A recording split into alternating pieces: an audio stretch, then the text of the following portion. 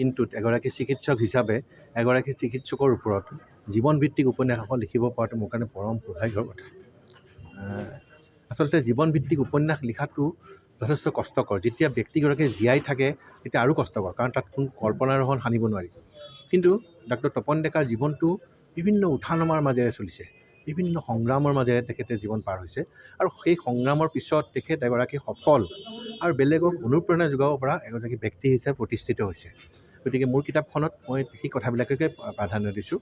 তেখেতে সৰ্থেবাৰীত জন্ম হৈছিল, সৰ্থেবাৰীৰ বিভিন্ন কথা জড়িত আছে, তাৰপিছত অসম মেডিকেল কলেজত পঢ়িছিল, সেইবিলাক কথা জড়িত আছে, আৰু শেষত নলবাৰীলৈ আহি কিদৰে তেওঁ অতি সংগ্ৰামৰ মাজেৰে কষ্টৰ মাজেৰে চিকিৎসা জীৱন তেওঁ আৰম্ভ কৰিলে, সেই গোটেইবিলাক কথা আছে।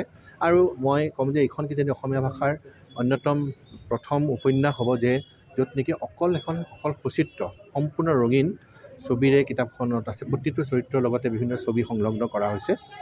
মই ভাবোঁ পাঠকসকলে এখন কিতাপ পঢ়ি কিছু হ'লেও তেখেতক জানিবলৈ সুযোগ পাব, সেই সমসাময়িক সমস্যাবিলাকৰ কথা, সমসাময়িক দিনবিলাকৰ কথা জানিবলৈ সুযোগ পাব।